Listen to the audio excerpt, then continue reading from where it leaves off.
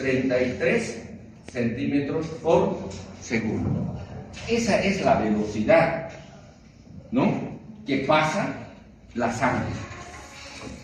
Este tiene 1000 veces más área de corte transversal. Obvio que va a ser 1000 veces más lento. Por lo tanto, la velocidad del flujo sanguíneo a nivel de los capilares es de tan solo 0,3 milímetros por segundo. ¿No? Porque la milésima de 33 centímetros es 0,3 milímetros por segundo de velocidad, ¿no? Y también las presiones deben ser las adecuadas para cumplir estas funciones. Hemos dicho que en el territorio arterial necesitamos gran velocidad, y para tener gran velocidad necesitamos impartir al sistema también una presión elevada. Es por eso que en la aorta, aquí está la aorta, en la aorta, la presión arterial media, que después vamos a ver, es de 100 milímetros de mercurio. Pues vamos a ver que normalmente, a partir de ahora, vamos a usar presión arterial media. Excepcionalmente usamos la presión sistólica o presión diastólica, porque la presión media es la que permite el funcionamiento. Pero obviamente todos sabemos que tiene una presión sistólica de 120 y una diastólica de 80 milímetros de mercurio. Esto permite que vaya a esa velocidad tan grande. Pero conforme va pasando por los diversos territorios vasculares, como ven esa figurita en el gancho, ¿no ven?, va disminuyendo la presión. Tan así es que cuando entra al extremo arterial del capilar es aproximadamente de 30 milímetros de mercurio. Y cuando abandona el extremo venoso del capilar es de 10 milímetros de mercurio. ¿Ya? Pero hemos dicho, siempre hay que usar presiones medias, ¿no? Puede ser más o menos 5 milímetros, algo así. La presión capilar media funcional, con lo que funcionan los capilares, entonces vamos a tener que es de 17 milímetros de mercurio. La circulación siempre va a ir de un lugar de mayor presión a un lugar de menor presión. No hay, eso es un principio básico, no puede ir de otra manera. Por lo tanto, de esos 10 milímetros de mercurio, en el territorio venoso va a ir cayendo la presión. Es así que llega con 0 milímetros de mercurio de presión a la auricular derecha. ¿Ya? Entonces hay esa caída de presión. Porque, como les decía, no necesitan presiones elevadas, porque este solo sirve para almacenar y para que sea un conducto de retorno. En la pequeña circulación es similar, absolutamente similar. Tenemos una presión arterial pulmonar media de 16 milímetros de mercurio, pero también tiene una presión sistólica de 28 milímetros de mercurio, una diastólica de 8 milímetros de mercurio. Y en los capilares pulmonares, así como hay aquí una presión de 17 milímetros de mercurio que permite ese intercambio, aquí vamos a tener una presión de 7 milímetros de mercurio para que se produzca esa transferencia de los gases respiratorios, oxígeno y dióxido de carbono. ¿Dónde va a llegar? A la aurícula izquierda, ¿no ve? A la aurícula izquierda. Y la presión en la aurícula de izquierda normalmente 2 milímetros de mercurio, ¿no? Y vamos a ver que estas cifras son importantes fundamentalmente para obtener de una manera razonada la resistencia vascular periférica y la resistencia vascular pulmonar. para que no tener que aprender de memoria, sino de una manera razonada, ¿no? Bien. Perdón, la presión sistólica no es de 28, es 25. Es 25, ya. 25 milímetros 8. Ahora, vamos a ver que lo que les comentaba, les decía, para entender el funcionamiento cardiovascular, existen tres pilares que sostienen la dinámica del aparato cardiovascular y que nos permiten explicar todas esas funciones que conlleva esto. Y el primer principio básico, vamos a poner con negro, el primer principio básico, es lo que les comentaba al inicio. Cada tejido regula su flujo sanguíneo de acuerdo a sus necesidades. Ya hemos discutido, ¿no? Entonces ya me ha ahorrado el comentar esto, ¿no? Pueden ser necesidades nutritivas o necesidades funcionales. Tan importante es este tema, que el tema del Guyton lo vamos a llevar seguramente la siguiente semana, que explica todo este proceso. Ya explica todo este proceso. El segundo pilar fundamental indica que el gasto cardíaco es la suma de todos los flujos sanguíneos a través de los diversos tejidos. ¿Ya? Ya más o menos hemos hablado algo de gasto cardíaco cuando se hablaba de el corazón como bomba, ¿no? Tenemos algo de perspectiva en ese contexto, ¿no? Pero en realidad, ¿qué indica esto? ¿Qué indica? Que todos los flujos sanguíneos que retornan al sistema venoso de los diferentes tejidos y órganos caen al sistema venoso. El sistema venoso manda al corazón, ¿no ven? A través de las venas cavas llega esto que se llama retorno venoso. A esto se llama gasto cardíaco. Retorno venoso que deben ser iguales, porque hemos dicho es un circuito cerrado, ¿no? Por lo tanto, quien va a regular el gasto cardíaco es este flujo de retorno. Si retornan no 5 litros como normalmente, si retornan, digamos, 9 litros, ¿no? Porque han habido tejidos u órganos un poco más activos, han tenido que recibir un mayor flujo de sangre, van a retornar 9 litros. Y de manera automática, esos 9 litros son eliminados por el corazón izquierdo nuevamente a la circulación periférica. Mecanismo de Frank y Starling para la regulación intrínseca del corazón, que dice, ¿no ven? El corazón, dentro de límites fisiológicos, elimina toda la sangre que le llega. Le llegan 10, le llegan 13, los 13, pero más o menos 13 es su límite fisiológico. Pero si le llega más, recurre ¿a qué recurre? Si le llega un poco más de lo que puede regularse a través del mecanismo de Frank y Starling, ¿utiliza qué? Al sistema nervioso simpático.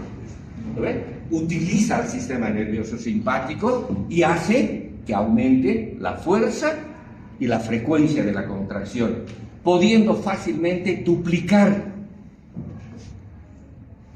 la capacidad de bombeo del mecanismo de Frank.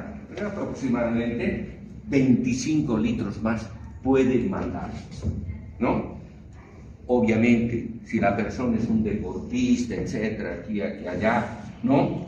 Por una hipertrofia beneficiosa del músculo cardíaco, inclusive esto puede elevarse fácilmente a 30-35 litros por minuto. ¿Ya? Entonces, ese es el segundo pilar. El gasto cardíaco está determinado por los flujos de sangre que atraviesan los tejidos. Igual, hay un capítulo donde vamos a comentar un poco más a detalle, ¿no? Regulación del gasto cardíaco y el retorno. Y el tercer principio es que la regulación de la presión arterial se realiza de manera independiente de la regulación del gasto y de la regulación del flujo sanguíneo a través de los tejidos. Es independiente. La regulación de la presión arterial tiene un conjunto de mecanismos variados, como vamos a ver en 2 capítulos. ¿Por qué es tan importante la regulación de la presión arterial? Que esta presión arterial se regula rápidamente y lentamente o a largo plazo, ¿ya? Inclusive vamos a ver que hay mecanismos de regulación intermedia, ¿no? Corto plazo, fundamentalmente nerviosos; intermedia, fundamentalmente determinados por las características de la circulación; y a largo plazo, fundamentalmente a través de la regulación del volumen líquido corporal a través de los riñones. Por eso que también el Guyton nos pone 2 capítulos: regulación rápida de la presión arterial y la regulación a largo plazo de la presión arterial. Por lo tanto, tenemos que tener en cuenta estos 3 principios. Si vemos estos 3 principios de una manera conjunta y los entendemos, vamos a poder explicar todo lo que es el funcionamiento cardiovascular. Bien, ahora sí vamos a entrar a la parte de la biofísica, que nos va a hablar de las interrelaciones entre la presión, flujo y resistencia, ¿no? Tenemos en primer lugar el flujo sanguíneo. Voy a seguir con esto porque nos va a servir ese nos va a servir, ¿no? ¿Qué entiende por flujo? A ver, ¿quién quiere decirme qué es flujo? De cualquier sistema hídrico, no solo el lecho vascular. ¿Qué entiende? Una cantidad de líquido que va a pasar por un apartado, en este caso los vasos sanguíneos. Cantidad de un líquido, en este caso cantidad de sangre, que pasa por un determinado punto de la circulación en un determinado tiempo. Por lo tanto, flujo es igual a volumen por tiempo, que podemos expresar mililitros por segundo, litros por minuto, hectolitros por hora, etcétera, etcétera, ¿no? Tiene que ser volumen por tiempo. ¿Cuánto de volumen pasa por una determinada área de la circulación en un tiempo determinado? Y hemos visto que siempre debe ser correspondiente, ¿no? Si tenemos 5 litros de gasto cardíaco, tenemos que tener 5 litros de retorno venoso, porque es netamente un circuito cerrado. Y el flujo, este flujo, va a depender de 2 factores: de un gradiente de presión o diferencia de presión y de la resistencia a este flujo. ¿Ya? Por lo tanto, si nosotros vamos a usar la famosa ley de Ohm, vamos a decir que el flujo, aquí, este flujo, ya lo voy a borrar, este flujo es igual a la diferencia de presión o gradiente de presión sobre la resistencia. Gradiente de presión significa que debe haber una diferencia mayor en este extremo y menor en ese extremo, porque si las presiones fueran las mismas, no puede haber flujo, no puede haber. Tiene que haber un gradiente, una diferencia. ¿no? Y la resistencia, les decía, es la fuerza que se opone, dice no circules. Como vamos a ver, fundamentalmente está determinada por esa fricción que generan los glóbulos rojos contra la pared, contra el endotelio vascular, se chocan, es difícil que circule, ¿no? Están chocando contra la pared, genera la resistencia. Por lo tanto, podemos ver, recordando el colegio, que el flujo es directamente proporcional a la diferencia de presión. Obvio, ¿no ve? A mayor gradiente de presión, mayor flujo.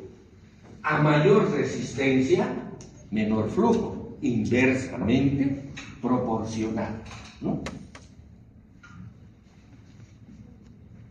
Vamos a ver que se puede medir el flujo sanguíneo, obviamente agarrando una tijera y cortando el vaso, ¿no ve? En un minuto cuánto ha pasado, en un segundo. Obviamente no, eso no se hace nunca, ¿no? Tenemos, por lo tanto, instrumentos que permiten medir el flujo, sin destruir el vaso sanguíneo, sino poniendo el instrumento por fuera del vaso sanguíneo. Son los medidores electromagnéticos y los medidores ultrasónicos por el efecto Doppler, ¿no ven? Pare de contar, eso es lo que deben saber, ¿no ven? Nunca he preguntado cómo funciona el electromagnético, cómo funciona el Doppler, no, nunca, porque no tiene sentido, habiendo cosas importantes para preguntar, no voy a preguntar eso porque no contribuye en mi percepción, pero sí que sepan que hay dispositivos que pueden medir el flujo, ¿no ven? Dispositivos que pueden medir el flujo, electromagnéticos o ultrasónicos. Un gran avance, por ejemplo, en esto es la ecocardiografía. La ecocardiografía nos mide todo, ¿no? Con esos algoritmos que usan. Es increíble lo que está haciendo la tecnología, ¿no? Bien, entonces ya tenemos el concepto de lo que es flujo sanguíneo, ¿no? Es la cantidad de sangre que pasa por un determinado punto de la circulación en un tiempo determinado. Pero también tenemos que ver algunas características del flujo sanguíneo. Algunas características del flujo sanguíneo que es importante conocerlas porque vamos a ver que tiene su aplicación en clínica, ¿no? Su aplicación en diversos procesos patológicos. Y es que si un vaso es recto, liso, uniforme, la sangre va a fluir en lo que denominamos un flujo aerodinámico o un flujo laminar. ¿Qué significa eso? Significa que las capas de sangre que están pegadas a la pared vascular circulan más difícilmente porque están pegadas a la pared, ¿no? Cuando uno va por un pasillo, ¿no? Y hay harta gente, el que está pegado a la pared es el que más lentamente anda, ¿o no? La pared. Por lo tanto, su velocidad de flujo es enorme. Pero el que está más internamente ya se está moviendo sobre una capa que está en movimiento. Entonces, discurre con mayor velocidad. La siguiente, lo mismo, bajo el mismo principio. Y así sucesivamente vamos a ver que las capas centrales viajan a una mucha mayor velocidad. Cuanto más capas centrales va a ser mayor la velocidad del flujo. A eso vamos a llamar conductancia, pero les vamos a comentar un poco más allá. Si ustedes se fijan en esto, se ha formado un perfil parabólico. Esa es una parábola, ¿no? Por eso decimos que cuando el flujo es aerodinámico, cuando el flujo es laminar, porque está fluyendo por láminas, se genera un perfil parabólico. Pero puede haber diferentes situaciones que destruyan el flujo laminar. Por ejemplo, cuando la velocidad del flujo sanguíneo es muy alta. La aorta. Normalmente hay flujo. Se llama flujo turbulento al que ha destruido ese flujo laminar. ¿No? Hay flujo turbulento, llamamos, porque en ese flujo turbulento voy a, con este color, vamos a poner, ya no fluyen de manera lineal, sino pueden fluir de manera transversal y formar corrientes de remolino, como cuando las vemos, cuando observamos, cuando fluye en una sequía, en el río, ¿no ven? Cuando es irregular, ¿no? Entonces forman remolinos, ¿no? A ese se llama flujo turbulento, que se produce, les decía, cuando la velocidad es alta, cuando atraviesa una obstrucción, cuando da un giro brusco o cuando atraviesa irregularidades, por ejemplo, las placas ateromatosas. ¿Y cuál es el conflicto? ¿Para qué digo que el flujo laminar es bueno y el flujo turbulento es malo? Porque para que fluya la misma cantidad de sangre en forma de flujo turbulento hay que darle mayor presión. Con la misma presión va a disminuir el flujo sanguíneo. Por lo tanto, tiene que haber una mayor presión para que siga circulando la misma cantidad. Pues si no, no lo estudiaríamos, no tendría sentido. Ese es el kit del asunto, como decimos, ¿no es? Flujo turbulento, tenemos que aplicar mayor presión. Obviamente sí. El corazón va a hacer más trabajo, se va a desgastar más, puede entrar en insuficiencia, etc. Por eso es que debemos intervenir para corregir estas situaciones. La tendencia al flujo turbulento se mide en el número de Reynolds, donde ahí tienen una fórmula bastante interesante que nunca les voy a preguntar, no tiene sentido. Pero sí saber que a través de ese número de Reynolds se mide la tendencia del flujo turbulento, ¿no? Analiza varios factores de esto. Y decimos cuando es de 200 a 400, no va a haber, ese número está entre 200 a 400, no va a haber nunca flujo turbulento en las ramas rectas del aparato circulatorio. Pero cuando supera los 2000, sí puede haber flujo turbulento. Y eso es lo que sucede, por ejemplo, a nivel de la aorta por su alta velocidad, ¿no? Bien. Ahora vamos a hablar de la presión sanguínea. ¿Qué entienden por presión sanguínea? A ver, ¿quién se anima? ¿Qué es presión sanguínea?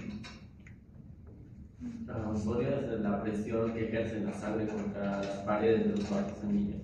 Perfecto, mejor no sirve, ¿no? La presión sanguínea es la fuerza ejercida por la sangre contra una área determinada de un vaso sanguíneo. Por eso ya hablamos de presión arterial, presión venosa, presión capilar, etc. Contra una área de un determinado vaso sanguíneo. Y la presión se mide, obviamente, en milímetros de mercurio, porque es el elemento que genera una mayor precisión en su determinación, ¿no? Pero también se puede medir en centímetros de agua. Cuando decimos que un vaso sanguíneo, por ejemplo, tiene 100 milímetros de mercurio de presión, 100, significa que si nosotros introducimos una aguja aquí y conectamos a un manómetro de mercurio, la columna de este mercurio va a subir en 100 milímetros. Va a empujar a la columna en 100 milímetros. En realidad, esa es la presión arterial. Obviamente nosotros usamos o el esfigmomanómetro aneroide o usamos el tensiómetro de mercurio, que es mucho más preciso, pero también ahora es mucho más caro, ¿no? Mucho más caro, pero es más preciso, ¿no? Pero también hay mecanismos, no digo mecanismos, hay instrumentos que nos permiten medir la presión arterial con mucha más precisión y en especial registra cambios de la presión que se generan en muy corto tiempo. El manómetro de mercurio es excelente para medir presiones estacionarias o que cambian poco en el tiempo, porque la inercia del mercurio es alta, que no se mueve rápidamente, ¿no? Todos ustedes alguna vez han visto el mercurio, ¿lo ve? Cuando uno rompía un termómetro, uno ve, ¿no? Eso tiene mucha inercia. Por lo tanto, no puedes responder a cambios de la presión arterial más rápidos de 2 a 3 segundos. Si se da, no le da tiempo de subir, bajar. Obviamente, entonces han dicho hay que inventar algo que permita determinar esos cambios rápidos. Y han inventado medidores electrónicos de la presión arterial. Usan 3 principios: la inductancia, la capacitancia y la resistencia, que se pone aquí, y pueden algunos de ellos medir hasta 500 ciclos por segundo. Puede determinar en un segundo registrar cambios de 500 veces, una locura, ¿lo ve? Obviamente la mayor parte registran cambios hasta 100 veces por segundo. Obviamente es algo que complementa su formación. No tiene sentido el que yo les pregunte, y nunca he preguntado, indíqueme cuáles son los aparatos esos. No, que sepan que hay esos aparatos está bien, no tiene sentido de más. Que hay esos aparatos que nos pueden permitir un registro especialmente en cambios rápidos, ¿no? Y luego, el último que tenemos es la resistencia al flujo sanguíneo. Aquí está la resistencia al flujo sanguíneo, ¿no? Aquí con estas flechitas. Pero no existe ningún aparato para medir la resistencia. Solo podemos calcular la resistencia cuando obtenemos los otros 2 valores: flujo y presión. Porque ya hemos dicho que, fíjense, flujo es igual a la diferencia de presión o gradiente de presión sobre resistencia. La ley de Ohm, ¿no ve? Vamos a tener que la diferencia de presión es igual a flujo por resistencia, ¿no ves? Este que está dividiendo se pasa aquí, ¿no? Lo que hemos aprendido en colegio. Y la resistencia es igual, este se intercambia, es igual a la diferencia de presión sobre el flujo. Entonces, la única manera de obtener la resistencia es aplicando esta fórmula, porque no hay ningún dispositivo. Pero hemos visto que estos 2 lo podemos determinar, ¿no ven? Con esos medidores. Entendiendo esto ahora, vamos a poder calcular la resistencia periférica total. La resistencia periférica total es la resistencia que tiene la circulación periférica, por eso se llama resistencia periférica total. Y decimos esto: resistencia es igual a la diferencia de presión o gradiente de presión, que podemos desglosar en la presión inicial menos la presión final sobre el flujo, ¿o no?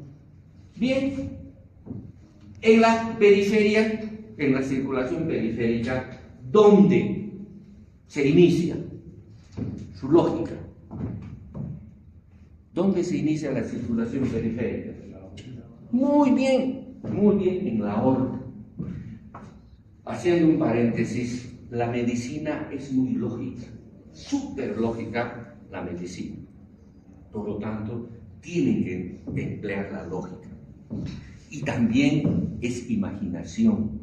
Algunos dicen intuición, pero la intuición es la lógica y la imaginación. Con lógica e imaginación Doctora Maritza, por favor. Buen día, buen día. Buen día, doctor. Buenos días, Buenos jóvenes. días. 5 minutos ¿Cómo están? para recibir al ¿Cómo están, candidato jóvenes? a dirección académica. ¿Cómo están? Hola, ¿cómo están? Maestro, buen día. Casi no recuerdo mis clases. ¿Cómo están? Rápidamente, no les vamos a quitar porque yo también tengo en Salcobamba mis clases y van a ir a la carrera. 8:30 entramos. Buen día. Ya me conocen, soy docente de la asignatura de Medicina Preventiva. Este es el curso que más me gusta, segundo año, porque donde en primero han aprendido las cosas básicas, aquí ya van a ir despertando más el conocimiento y poniendo en práctica en los servicios de salud, que eso es muy importante. Ustedes saben que el 11 de abril vamos a renovar autoridades, nuestro decano y director académico. Y aquí estoy presente apoyando por convicción, porque sé que vamos a ir adelante, porque lo único que nos mueve a este grupo desde el 2009, fundado como Convergencia Autonomista, ahora soy Conver, es la academia. En ese sentido voy a seguir apoyando y luchando porque la carrera de medicina, que es la hija mayor, siga adelante. Por eso estoy comprometida y apoyando a mi maestro, a quien respeto mucho, porque tiene no solamente como médico, sino altos valores, sabe enseñar y sabe compartir con los estudiantes. Ese es mi respeto que tengo. A mi amigo, compañero, colega, que estamos ahora, que somos parte del Consejo Facultativo, donde nosotros, en base al estatuto, hacemos respetar y que no la pisoteen. Por eso estoy convencida que Convergencia es una alternativa para que esta facultad, durante estos 3 años que ha estado adormilada, salga otra vez y sea la misma que fue cuando era mi época de estudiante. Por eso estoy convencida y cuento con su apoyo de estos 2 flamantes profesionales médicos, y no solamente, son buenas personas. Y la medicina, como dice mi maestro, primero para ser buen médico hay que ser buena persona, que tu paciente te vea con esos ojos. Les pido su apoyo a estos 2 profesionales que nos van a llevar adelante por la luz de la Facultad de Medicina. Gracias. Gracias, doctora. Gracias. Sí, soy Johnny Arispe Antesana, soy pediatra, neonatólogo, egresado de acá de la facultad, hace muchos años ya, y puedo hacerles una confesión. Sí, doctora, ahí está. Ha sido también mi docente. Sí, así como ustedes estaban ahí sentados, yo en una aula que deben ver donde están colgados los lienzos, por ahí era nuestra aula hace muchos años atrás. Les hablo de 1992, imagínense. Entonces, ni estaban en proyecto, ¿no es cierto? Pero ¿a qué va esto? A que así como yo estaba en esa época, en segundo año, con el doctor Villazón, el doctor Calvo, grandes maestros, docentes y profesionales, estaba ahí como ustedes. Y uno decía, ¿y algún día estaré? Sí, fíjense, es el claro ejemplo. Ustedes en algún momento pueden estar aquí, no solo dando la docencia, sino también postulando a cargos ejecutivos en la Facultad de Medicina. Entonces, las oportunidades son para todos. Depende mucho de cómo nosotros nos desempeñamos. ¿Y cómo debemos desempeñarnos? Desempeñarnos pues de la mejor manera. No podemos estar pensando de que si acortamos el camino y nos vamos por la famosa chaganchada que algunos deben conocer, ¿no es cierto? No está bien, ¿por qué? Porque la norma, el estatuto, los reglamentos deben ser cumplidos. Y eso es una de las bases importantes de nuestro frente. La otra es respetar el lineamiento académico que tiene Convergencia. Convergencia siempre ha estado al lado de la academia, de ahí nuestro eslogan, primero la academia. Entonces, es de esa manera que nosotros venimos a ofrecerles este proyecto que tenemos. Pero, ¿qué propuestas estudiantiles puntuales? La 5ª acreditación, ustedes la saben, van a estar ustedes saliendo de una universidad y de una facultad y de una carrera de medicina acreditada. Dirán, pero ¿y qué me sirve la acreditación? La acreditación es importante en el exterior, en la Argentina, en Brasil, en los países donde tiene el convenio el Mercosur. Y eso va a hacer de que se allanen los procedimientos administrativos para que ustedes puedan acceder a una especialidad en el exterior. Entonces, sí, la acreditación es muy importante. Pero la acreditación no es de un frente, no la han hecho algunos, la hemos hecho todos. Todos los hemos participado en la acreditación. En la 4ª acreditación, en la 3ª, 4ª y 5ª acreditación nos ha tocado participar a nosotros como docentes. Y ustedes probablemente sean tal vez entrevistados por los pares externos y ya van a ver, eso es la acreditación. Segunda propuesta, incrementar las salas de habilidades, los laboratorios de habilidades. Así que pediatra como soy desde hace muchos años, desde el 2000, ¿sí? Entonces, soy docente titular en pediatría y docente titular en habilidades en pediatría. Habilidades en pediatría. Y hay un solo docente en habilidades en pediatría. Eso quiere decir que todos ustedes cuando lleguen a quinto año van a ser mis estudiantes. Y de aquí a 2 años, 3 o 4. Depende de ustedes. ¿No es cierto? Entonces, en 3 años van a estar rotando habilidades, pero para eso nuestros simuladores, los que tenemos de reanimación, de intubación endotraqueal, de acceso vascular y todas esas cosas tienen que estar renovados, porque los que tenemos sí son antiguos, tenemos unos intermedios y tenemos algunos nuevos que han sido gestionados por el docente de la asignatura. ¿Para qué? Para que tengan esas oportunidades. Pero eso tiene que replicarse a tercero en semiología y técnica quirúrgica, a ginecología y obstetricia en una sala común que sería el departamento de habilidades, que funciona de manera muy caminando o gateando tal vez. Entonces eso hay que mejorar. Equipamiento no solo en la sala de habilidades, sino de manera general, cosas que son importantes para los estudiantes. Afortunadamente muchos de ustedes en el siguiente año que les toca ya van a ir a los hospitales y ahí también van a tener unas nuevas experiencias. Entonces somos un proyecto serio, somos un proyecto importante, un proyecto que viene desde hace muchos años atrás. Y el proyecto individual con el doctor Villazón y mío no es de hace una semana, no estamos improvisando, no nos cambiamos de un nombre que es buena idea, mala idea, no sé, y luego aparecemos como si nunca hubiese pasado nada. No, nosotros somos Convergencia. Yo soy Conver, dice también uno de nuestros eslogans. Y ese proyecto con el doctor lo hemos hecho desde hace bastantes meses atrás, desde el año pasado, o sea que no estamos improvisando, somos gente seria, somos gente responsable y somos sobre todo gente comprometida con la facultad y con la carrera de medicina. El 11 de abril ustedes tienen la decisión. Lo conocen al doctor, a la doctora y espero conocerlo siempre en quinto año. Muchísimas gracias, que tengan un buen día. Gracias.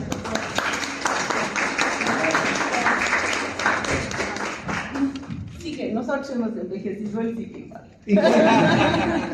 Eso es cierto, eso es cierto. Es que uno no envejece cuando hace las cosas que le apasionan.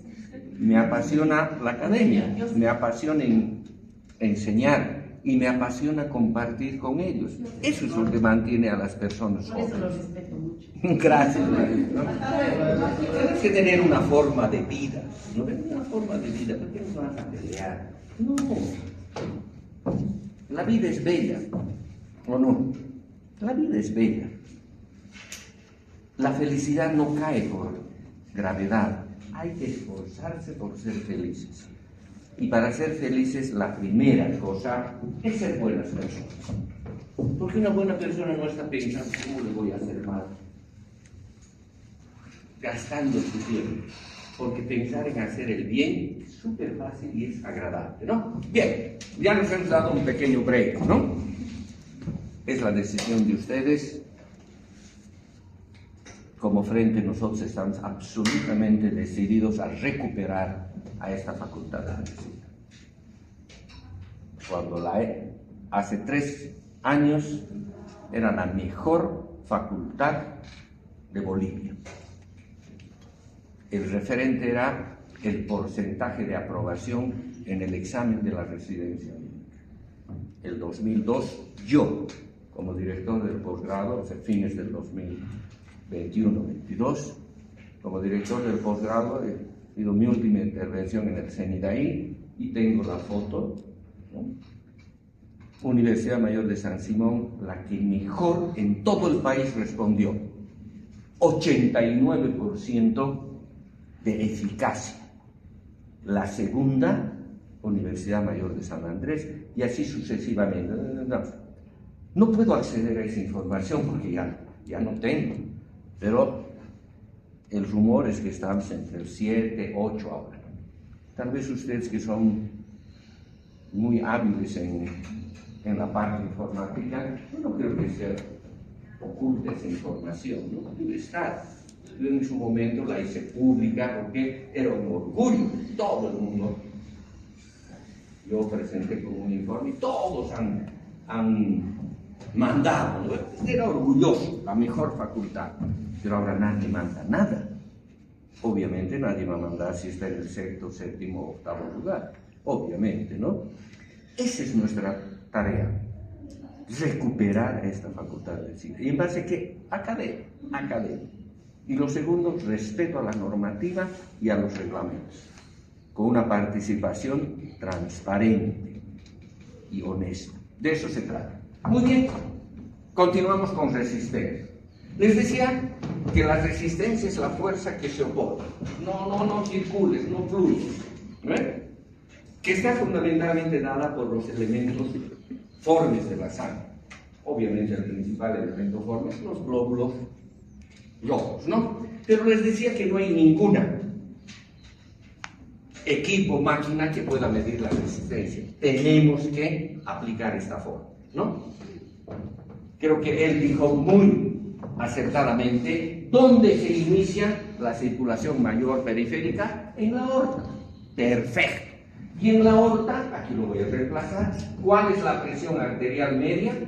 100 milímetros de mercurio. ¿Quién me dice dónde termina la circulación mayor o gran circulación periférica? ¿Ah? No, pues. ¿Dónde termina? Correcto. Si por eso he dividido, ¿no les he dicho? Esta es la circulación mayor, periférica, sistémica. Está bien, cometemos ese error, porque queremos razonar de una manera medio diferente, un poco más inmediatista. Hay que pensar un poco más, hay que ir a la lógica, ¿no ven? Porque les he dicho, por eso es separado, ¿no? Entonces, circulación tiene que terminar en la aurícula derecha. Entonces, ¿cuánto es la presión en la aurícula derecha? 0, menos 0 milímetros de mercurio.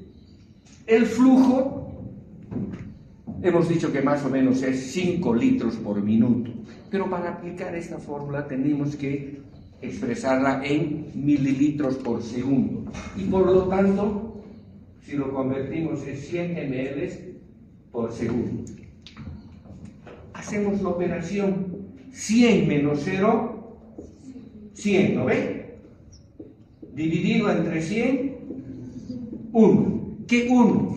Una unidad de resistencia periférica, un PRU, porque está en inglés, una unidad de resistencia periférica. Cuando hay un proceso de vasoconstricción, obviamente aumenta la resistencia, puede subir hasta 4 PRUs. Pero cuando hay un proceso de vasodilatación, los vasos se ensanchan, es muy fácil fluir. Puede bajar hasta 0.2 de PRU. Ahora, la otra resistencia que nos es interesante saber es la resistencia vascular pulmonar. Hacemos exactamente el mismo razonamiento, porque estamos usando exactamente la misma fórmula. Por lo tanto, tenemos que preguntarnos dónde se inicia la circulación menor o circulación pulmonar. ¿Ah?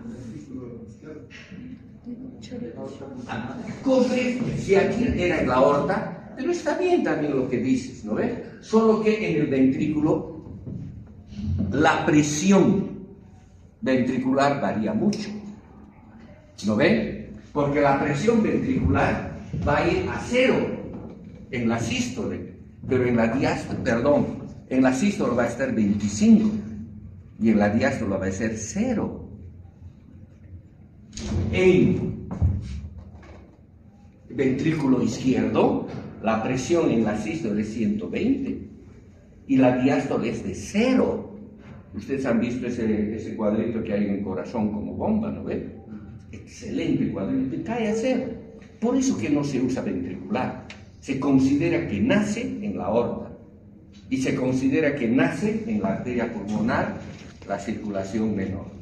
¿Cuánto es su presión arterial media? 16. 16 menos. ¿Dónde termina? ¿Cuánto tiene? 2. Menos 2 milímetros de mercurio. ¿El flujo cuál será? No se dejen tomar el pelo. ¿Cuánto será el flujo? Si lo mismo llega, Insisto, eso tienen que razonar. No puede haber componente memorístico. Yo sé que en el colegio han tenido dificultades. ¿Lo ven? Han tenido dificultades porque han cambiado el modelo educativo en este país con intenciones absolutamente nefastas realmente, ¿no?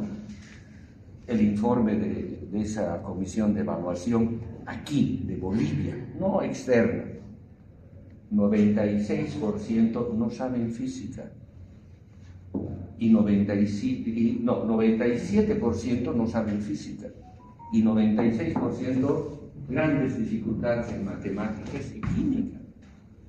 Pero la universidad es una educación de adultos. Tienen que ir mejorando eso. Y tienen que hacerlo con lógica. Tienen que hacerlo con imaginación, pero para usar la lógica y la imaginación se requiere información. Si no tienen información, vamos a estar perdidos. Y esta es la información. Y estamos usando aquí la lógica. ¿Lo ves? Entonces, 100 ml tiene que ser, porque al principio les he dicho, el aparato circulatorio es un circuito cerrado. Lo que pasa por aorta tiene que pasar por las venas. Lo que pasa por los capilares tiene que retornar a la aurícula derecha. Lo que pasa por pulmón tiene que pasar por toda la circulación periférica. Entonces tiene que ser 100 ml por segundo. 16 menos 2 es 14. Sobre 100 es 0.14 PRU de unidad de resistencia periférica. ¿Ya? Muy bien. ¿Se entiende ahora? Entonces hemos abarcado presión, flujo y resistencia. La parte biofísica, que como los digo, siempre no nos es muy agradable, pero es necesaria para entender después los otros componentes, ¿no? Vamos a ver ahora la conductancia. La conductancia es un concepto que es muy importante para poder explicar la variabilidad del flujo sanguíneo a través de los tejidos. Y decimos que conductancia es igual a flujo para un gradiente de presión. Flujo para un gradiente de presión. Por lo tanto, tiene que tener las unidades de flujo. Litros por minuto por milímetro de mercurio de presión. O mililitros por segundo por milímetro de mercurio de presión. Conductancia, flujo para un determinado gradiente de presión, ¿no? Por lo tanto, vamos a ver que la conductancia es inversa de la resistencia, ¿no? Porque la resistencia es la que se opone. Cuanto menor resistencia, mayor conductancia. Es inversamente proporcional. Y vamos a ver que el diámetro es súper importante, el diámetro de los vasos. ¿Y por qué? Por lo que hemos dicho hace un momento del flujo laminar. Pero lo voy a poner ahora en un vaso de este tamaño y en un vaso de este tamaño. ¿Ya? En un vaso pequeño, casi toda la sangre está circulando pegada a la pared, ¿no? Es como si yo en este pasillo hago que 1000 personas vayan por ese pasillo. Es difícil, la mayor parte va a estar chocando. Pero si esas 1000 personas les hago pasar por toda la avenida Niceto Arce, la velocidad con que van a pasar es alta o no. Un hecho físico, nada más. Porque aquí vamos a ver, no me voy a acordar, un montón hasta llegar al centro. Y sabemos que cada vez que están más internamente, fluyen con mayor velocidad. Por eso decimos que la conductancia está en relación a la cuarta potencia del diámetro vascular. Tienen ahí en el libro un ejemplo donde el gradiente de presión es de 100 milímetros de mercurio. Aquí 100 y aquí 0. Si tiene un diámetro de 1, vamos a ver que tiene un flujo de 1 ml por minuto. Si este vaso tiene el doble,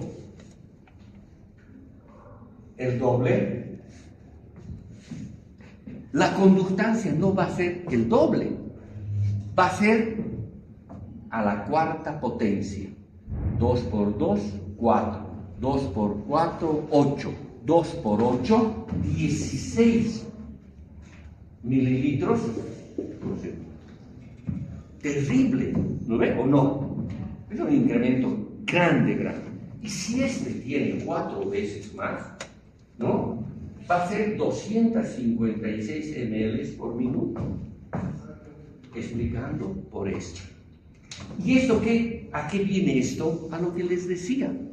Los vasos sanguíneos, en especial las arteriolas, pueden modificar por una vasoconstricción o una vasodilatación su diámetro vascular. Teóricamente, les he dicho, las arteriolas pueden ir desde 4 micras de diámetro hasta 25. Teóricamente son 4 veces, pero obviamente no se da. Se da que pueden modificar su flujo en la gran mayoría de los tejidos hasta 20, 30 o 40 veces más. Y en algunos territorios muy especiales, inclusive se han visto de esos flujos hasta de 100 veces más. Ahí entonces está la explicación de pequeños cambios en el volumen, modifican de manera importantísima la conductancia del vaso. Vamos a hablar ahora de la resistencia vascular cuando existen varios territorios vasculares. Y puede ser una resistencia en paralelo o puede ser una resistencia en serie. ¿Qué significa la resistencia en serie? Es uno detrás del otro, como los vagones de un tren, ¿no ven? Vamos a ver que esto que hemos sacado, la resistencia periférica total, ¿no?, va a ser la suma de la resistencia en las arterias, en las arteriolas, en los capilares, en las vénulas y en las venas. Se va sumando y tenemos la resistencia periférica total. La resistencia periférica total va a ser la suma de todos ellos. Pero ustedes ven que también hay líneas paralelas. Eso sería la resistencia en paralelo.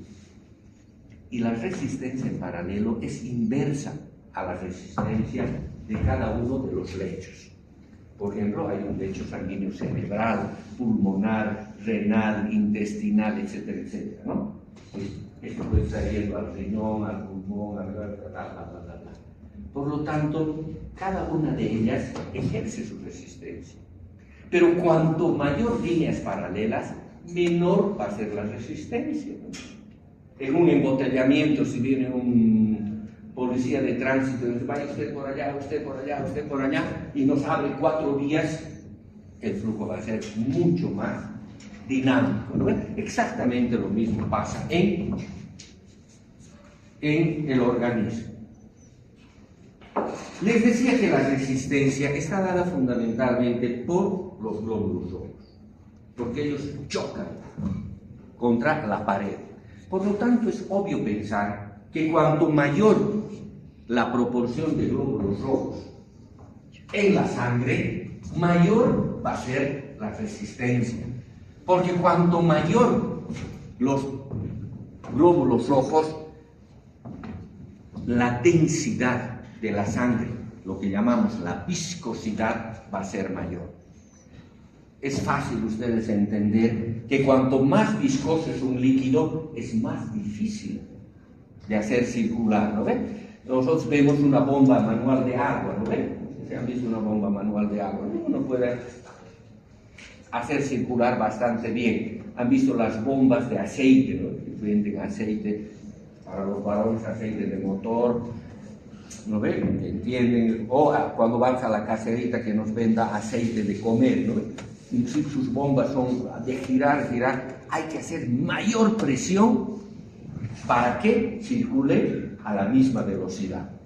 Por lo tanto, está definitivamente influenciada por la viscosidad. Y la viscosidad está en relación directa con el hematócrito. El hematócrito es la proporción, el porcentaje de glóbulos rojos que tiene la sangre, ¿no? Un tubo de hematocrito y podemos sacar, centrifugar, y aquí tenemos. Si decimos que este es el 40% y el plasma es el 60%, decimos que el hematócrito es de 40, ¿no ven? 40% son glóbulos rojos, que es lo normal más o menos en el varón a nivel del mar, 42, y en la mujer más o menos 38. Nosotros estamos a 2.600 metros sobre el nivel del mar, por lo tanto la tensión parcial de oxígeno es un poco menor, necesitamos un poco más de glóbulos rojos, ¿no ven? Por lo tanto, normalmente aquí en el varón está en torno de los 44, 45%, y en la mujer igual, está en 42, 43%. Si vamos a Oruro, Potosí, es mayor, ¿no? Y por eso que se requiere mayor presión para hacer circular una sangre viscosa. Y les dicen a los potosinos, orureños, ¿no? Tiene que irse o a Cochabamba, ideal a Santa Cruz. No, doctor, tanto calor, bueno, pero por lo menos vaya a vivir a Cochabamba, porque si no, su corazón no va a resistir por la policitemia, ¿no ven? Como hay menor tensión parcial de oxígeno, se requiere formar una mayor cantidad de glóbulos rojos para llevar la misma cantidad de oxígeno, ¿no?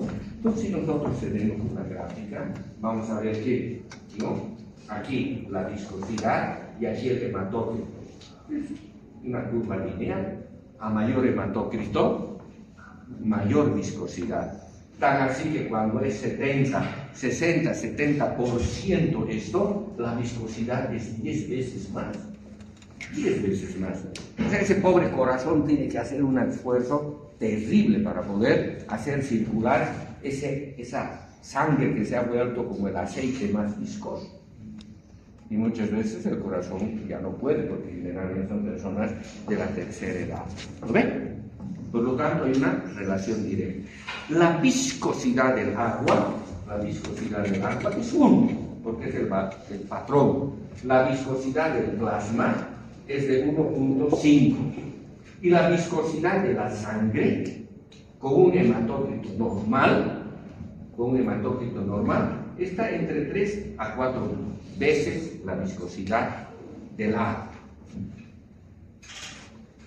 Y para terminar, vamos a ver la relación que existe entre la presión y la resistencia vascular. Hemos dicho que cuanto mayor presión le demos a un sistema, va a circular una mayor cantidad, porque hemos dicho no olvidar la ley de Ohm. Flujo es igual a la diferencia de presión sobre la resistencia. Diferencia de presión es presión inicial sobre presión final. Si aumentamos la presión, va a aumentar el flujo, como en las casas, ¿no ven? A veces no hay la suficiente presión de ese mapa y le ponemos una bomba, ¿no ven? Para que aumente la presión y llegue al segundo piso y poder usar los baños del segundo piso, ¿no ven? No, porque no hay presión. Es exactamente lo mismo aquí. Si le damos presión, va a haber un mayor flujo, pero no es tan cierto en nuestro aparato cardiovascular. ¿Por qué? Por el primer pilar el entendimiento del funcionamiento cardiovascular, que dice: cada tejido regula su flujo sanguíneo, aumenta la presión, le llega más nutrientes, más oxígeno, e inmediatamente el tejido dice: no, aquí se está desperdiciando, y ¡brum!, las arteriolas se cierran. Y eso disminuye el flujo sanguíneo. A eso se llama la autorregulación. Por eso que el flujo sanguíneo, si tenemos así expresado de esta manera, ¿ya? Vamos a ver que entre los rangos de 70 milímetros de mercurio de presión hasta 175 milímetros de presión, no hay una gran diferencia en cuanto a la magnitud del flujo, porque aquí está el flujo, litros por minuto, porque aquí está actuando la autorregulación. Dice: no desperdiciemos, tengo que disminuir. Obviamente, por encima de estos, o cae o aumenta de manera importante, porque esa autorregulación ha sido vencida por este gradiente de presión. Cuando la sangre circula a través de los vasos sanguíneos, ¿no?, les decía que choca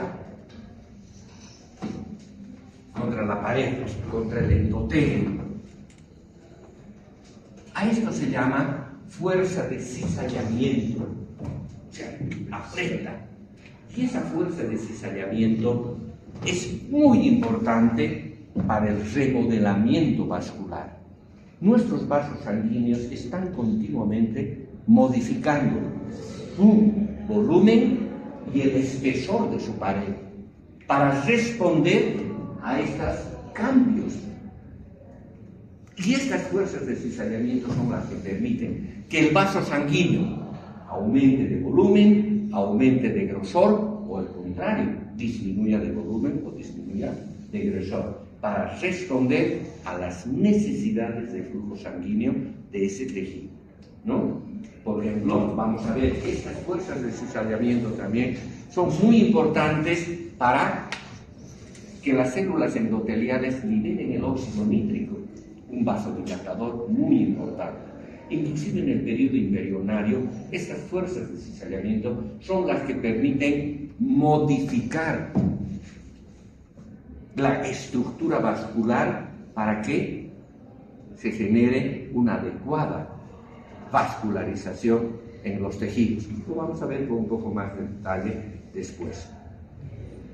No sé si tienen alguna pregunta, algo que quieran compartir. Me olvidé decirles al inicio, pueden interrumpir en cualquier momento. Más bien mejor para mí, porque quedo satisfecho de que no debemos quedarnos con ninguna duda. ¿Sí? ¿Alguna pregunta, algo que quieran? Doctor, yo sí estaba al momento de explicar de mayor presión aumenta el mayor flujo, ¿no? Sí. Sería una manera diferente de pensar. Si aumentamos la presión, no sería mayor la resistencia que se va a oponer. Va a fluir de más flujo, pero va a haber más contacto de la sangre con las paredes de los vasos sanguíneos, y por lo tanto también significa resistencia. Doctor, ¿tiene clase? Están esperando. ¿Ya? Está esperando, Johnny. ¿Aquí? Ah, ya. Es muy bien, en ese segundo bloque. Gracias, Omar. Gracias. Fíjense, es muy bueno lo que dice él. Es muy bueno lo que dice él, porque la lógica dice esto. Si nosotros aumentamos la presión, aquí está, un vaso sanguíneo, un aumento de la presión no solo aumenta el gradiente, sino esa presión como un globo de carnaval aumenta su diámetro, porque las arterias, los vasos son flexibles. Y si aumenta el diámetro, disminuye la resistencia. Y debería aumentar el flujo sanguíneo. Cuando nosotros extraemos los vasos sanguíneos y hacemos este experimento, puede aumentar, como decimos, en más de 100, 150 veces el flujo, porque aumenta el gradiente y lo dilata. Pero ahí está la autorregulación. Dice: no, tú no te vas a dilatar más, te vas a contraer, porque no podemos desperdiciar sangre. Autorregulación. ¿Ya? ¿Alguna otra pregunta? No, a ustedes las gracias por distraernos y aprender algo de fisiología. Si tuvieran alguna duda para la próxima clase, también lo hacemos. Es importante que no quedemos con eso.